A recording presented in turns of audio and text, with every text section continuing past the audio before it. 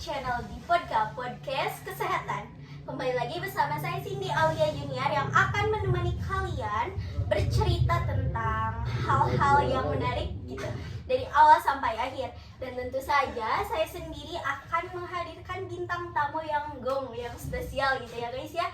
Dan tidak berlama-lama lagi kita panggilkan saja bintang tamu kita. 1, 2, 3. Kok aku ada di sini? Nah, tamunya kita udah datang guys, tepuk tangan. Halo Kak, apa kabar? Alhamdulillah baik. Kak Cindy sendiri gimana nih? Ya, kelihatannya baik-baik aja ya Kak ya? Iya. Nah guys, jadi ini bintang tamu kita yang spektakuler, yang ditunggu-tunggu itu ya guys. Halo.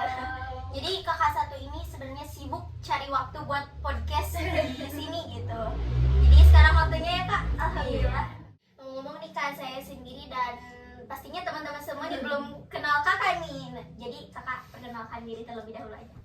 Halo sahabat podcast. Jadi perkenalkan, saya Nesya Intanopiani dan di sini saya ditemani dengan host cantik ini akan mengedukasi kalian mengenai usus halus beserta gangguan-gangguannya. Selamat menyaksikan. Wah guys, jadi pembahasan kita kali ini pastinya akan menarik banget ya Kak. Tentunya. Tadi Kak Nesya sendiri udah singgung nih judul besarnya itu kayak gimana. Dan pastinya kakak jangan kaget nanti sama banyaknya pertanyaan dari saya gitu. Udah biasa. Nah Kak, sebelumnya nih saya mau tanya dulu nih, apa sih sistem pencernaan dalam tubuh kita gitu? Nah, jadi usus halus ini termasuk ke dalam sistem pencernaan makanan, di mana sistem pencernaan makanan ini merupakan sekumpulan organ-organ pasti dia yang berfungsi untuk mencerna makanan dari yang awalnya bentuknya kompleks menjadi bentuk yang lebih sederhana. Seperti itu sahabat podcast. Nah, jelas sekali ya Kak, pasti kalian senang mendengarnya. Nah Kak, setelah kita mengetahui sistem pencernaan itu, apa saja sih bagian-bagian yang ada dalam sistem pencernaan? Nah, jadi gini ya, sudah saya singgung tadi bahwa sistem pencernaan ini terdiri dari sekumpulan organ-organ. Yang pertama terdiri dari organ mulut nih. Nah, kan makanan kita masuk ya ke dalam mulut, lalu di sana diproses secara kimiawi dan mekanik.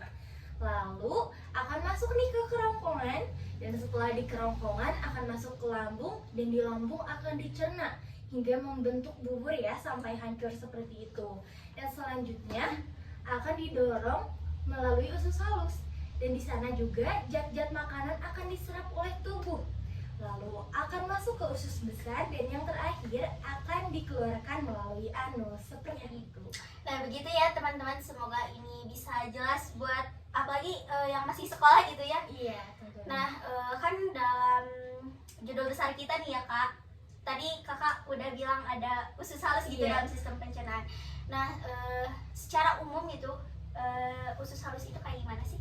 Nah, jadi usus halus ini teman-teman biasa juga disebut dengan usus kecil, di mana bagian ini terletak di antara lambung dan usus besar kita. Nah, jadi di dalam usus halus ini zat-zat makanan yang sudah dicerna oleh lambung akan diserap oleh tubuh sehingga tubuh kita bisa menjadi lebih sehat dan berkembang seperti itu. Nah Kak, setelah saya dan teman-teman mengetahui apa itu usus halus secara umum menurut kakak nih, nah saya penasaran nih Kak, dan belum tahu sih sebenarnya jelasnya gitu kayak gimana. Gimana sih bentuk usus halus menurut kakak? Nah, jadi gini ya sahabat podcast, bentuk usus halus itu tabung memanjang dan bahkan panjangnya bisa sampai 6 meter di ukuran orang dewasa seperti itu. Dan bahkan ada bagian-bagiannya nih, ada bagian duodenum, jejunum, dan juga ileum seperti ini. Ya. Seperti ini nih sahabat podcast. Sebenarnya yang saya tahu nih Kak, usus halus itu ya cuma lika-likunya Iya. aja gitu ya Kak. Dan tadi kakak bilang panjangnya sampai 6 meter nih ya. Padahal kalau dipikir sama logika nggak mungkin kan ya kalau 6 meter ada di perut, gitu. dan perut kita nggak sepanjang dan sebesar itu ya Kak. Iya, itulah kuasa dari Allah. Iya. Nah teman-teman, penjelasannya sangat jelas sekali gitu ya Kak. Nah kan sekarang kita udah tahu nih usus halus itu panjangnya 6 meter, dan itu fungsinya buat apa aja sih Kak? Nah, seperti yang sudah saya katakan tadi, bahwa fungsi dari usus halus ini adalah untuk menyerap zat-zat makanan. Kan makanan udah diolah nih di lambung, lalu akan lanjut nih ke usus halus. Dan pastinya si makanan itu harus diserap dong oleh tubuh. Nah, di dalam bagian itulah zat makanan diserap oleh tubuh. Nah, di dalam makanan juga terdapat beberapa zat seperti karbohidrat, protein yang kayak gitu ya kan. Nah, di sanalah si makanan itu akan diserap oleh usus halus dan membuat tubuh kita akan lebih sehat dan juga berkembang seperti itu. Nah, tadi kata kakak sudah disinggung ya, serapan gitu kan? Iya. Nah, gimana sih proses penyerapan untuk mencerna zat makanan gitu, Pak? Nah, jadi gini, di dalam usus halus ini terjadi proses kimiawi dan proses mekaniknya. Jadi secara kimiawi, proses ini dibantu oleh enzim-enzim. Dan enzim-enzimnya ini berasal dari pankreas, empedu, hati seperti tripsin, amilisis, maltase, sukrase, laktase, dan lipase. Nah, setelah nutrisi ini diserap di usus halus, sisa-sisa makanan akan lanjut ke usus besar dan selanjutnya akan dikeluarkan oleh anus. Yang selanjutnya nih, secara mekaniknya disebut segmentasi nih ya Cindy. Jadi segmentasi ini merupakan metode motilitas utama usus halus sewaktu pencernaan makanan. Nah, mencampur dan mendorong kimus secara perlahan, dan kontraksi segmentasi ini dimulai dari sel-sel pemacu usus halus seperti itu. Ternyata banyak ya Kak, maksudnya dari usus halus itu masih banyak bagian-bagiannya Iya, gitu ya Kak, benar. yang belum kita tahu dan sebenarnya itu fungsinya banyak sekali gitu ya. Iya. Dan setelah proses nih, kadang kita pengen tahu nih gimana atau berapa lama sih proses yang terjadi pada usus halus itu untuk penyerapan zat makanan. Nah, jadi teman-teman, proses pencernaan ini bisa memakan waktu sekitar 24 sampai 72 jam seperti itu. Jadi makanya kalau kita makan yang pedas nih, kadang-kala kita gak langsung ngerasain sakit kan ya. Biasanya besoknya baru kita ngerasain sakit kayak gitu, soalnya si zat makanan itu biasanya diproses sekitar seperti itu. Iya. Dan kalau boleh saya cerita nih Kak, saya sering ya kalau makan pedas gitu dan sampai akhirnya emang nggak kerasa langsung gitu ya. Iya. Dan ternyata saya baru tahu juga kalau proses penyerapannya itu emang sangat lama gitu, dan ya saya baru tahu juga nih Kak, makasih banget ya. Nah Kak, sebelum lanjut bisa diminum dulu yang ada di sini. Boleh, nanti aja, nggak apa-apa. Jadi guys, kita kembali lagi berbincang nih ya Kak. Tadi kan udah kakak bilang nih di awal, bukan di awal sih, di pertengahan ya Kak. Serapan itu ada ke nutrisi gitu, menyerap nutrisi. Menyerap nutrisi. Nah, selain menyerap nutrisi nih, di dalam usus halus itu ada serapan apa saja sih dan menyerap apa saja gitu. Nah, jadi gini ya, di dalam usus halus ini membantu menjaga keseimbangan cairan dengan menyerap 80% air yang dicerna oleh tubuh dan juga menyerap elektronik seperti natrium. Nah, selain mencerna nutrisi, usus halus ini juga mempunyai fungsi utama, yaitu menyerap zat-zat yang berasal dari makanan seperti lemak, karbohidrat, protein, vitamin, mineral, pokoknya masih banyak. Dan emang ya Kak, pada dasarnya emang masuk ke sini gitu ya Iya. kalau kita makan atau minum nih, jadi emang ya gitu. Dan tadi Kakak udah lihat ini ke aku bentuk dari usus halus. Iya. Nah, aku nanya nih Kak, kenapa sih bentuk usus halus itu kayak gitu? Nah, jadi sudah saya jelaskan ya bahwa bentuk usus halus itu berliku-liku, ya berlekuk-lekuk. Nah, atau berlipat-lipat lah ya. Menonjol ke dalam gitu ya Kak? Iya. Dan lipatan tersebut membantu memperluas permukaan penyerapan agar semua makanan dapat terserap dengan sempurna. Jadi itulah fungsi dari lipatan-lipatan yang berlekuk itu. Oh, justru lipatan-lipatan itu membantu untuk prosesnya Prosesnya, ya. iya. agak penyempitan gitu bukan Iya, ya Kak? bukan, tapi untuk memperluas. Iya. Nah Kak, di sini saya masih punya pertanyaan beberapa lagi nih ke Ya, depannya. gak apa-apa, gak apa-apa. Iya, dan tadi saya sempat lupa nih Kak, setelah Kakak melihatkan gambar kepada saya dan teman-teman podcast, di situ ada bagian-bagian dari usus halus nih, ada 3 bagian ya kalau Iya. nggak salah ya Kak. Nah, Kakak bisa jelasin nggak ke teman-teman semua gitu, ke sahabat podcast semua, bagian-bagian secara terperinci gitu Kak? Boleh. Nah, jadi sahabat podcast, di usus halus ini ada 3 bagian. Yang pertama ada duodenum atau biasa disebut dengan usus 12 jari.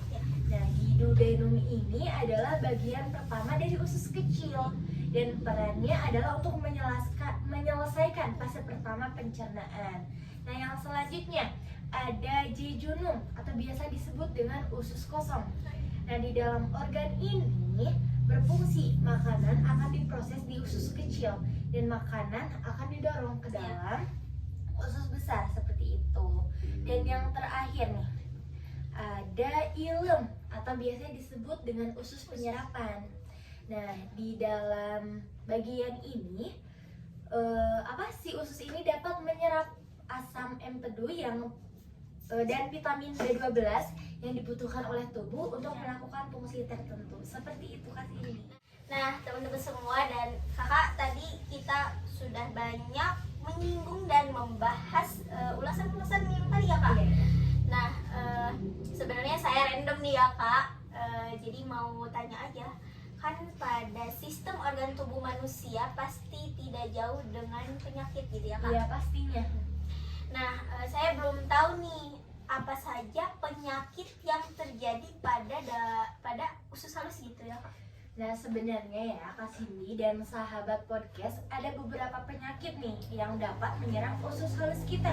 Yang pertama, ada amyloidosis, di mana amyloidosis ini merupakan gangguan multisistem difusnya. Jadi penyakit ini akan ditandai dengan deposit bahan berbasis protein dalam berbagai jaringan yang mempengaruhi fungsinya. Yang selanjutnya nih, ada dismotilitas.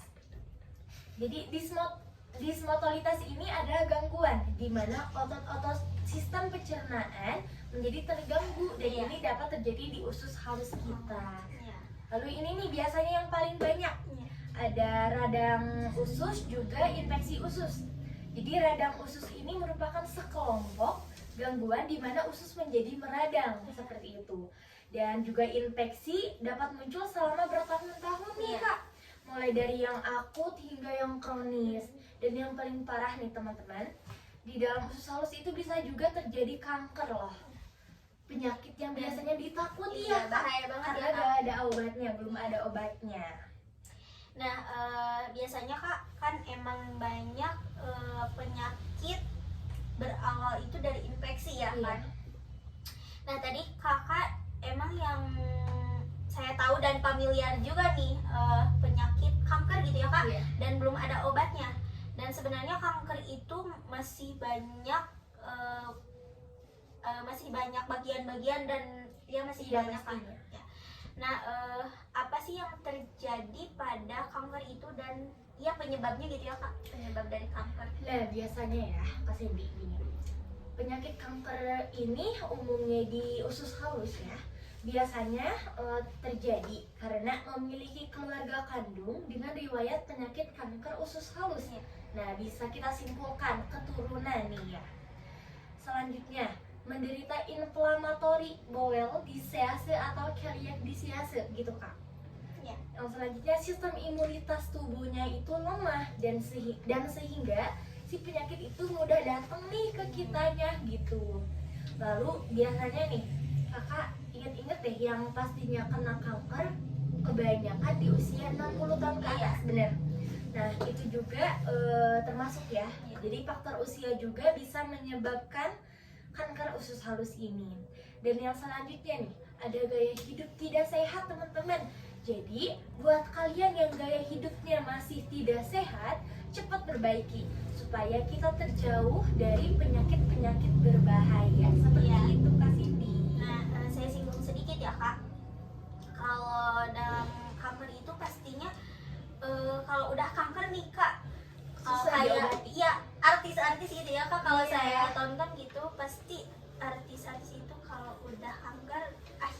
meninggal gitu ya Kak. Iya. Tapi bisa juga dilakukan dengan kemoterapi Iya, juga sih iya. Kak. Iya. Dan gini ya teman-teman, jadi kan kalau kita nih sebagai pelajar nih ya Kak, pastinya tidak jauh dari infeksi karena makanan yang dicerna sama kita gitu ya Kak. Iya. Biasanya sama makanan-makanan, dan tadi Kakak bilang pola hidup tidak sehat. Iya. Biasanya makanan yang pedas gitu ya Kak. Iya, makanan pedas, pedas. makanan asam ataupun makanan Iya. yang beralkohol dulu Iya. itu sangat membuat tubuh kita tidak sehat. Ya, dan buat mengingatkan teman-teman nih Kak, cara mencegah dari semua penyakit itu untuk menjaga usus halus, bahkan untuk menjaga sistem organ tubuh kita Iya. kayak gimana sih Kak?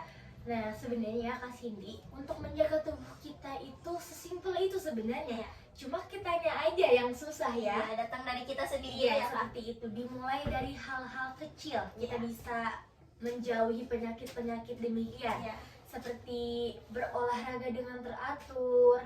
Ya, Iya. itu sangat berpengaruh sih. Lalu makan makanannya yang teratur, pola hidupnya sehat.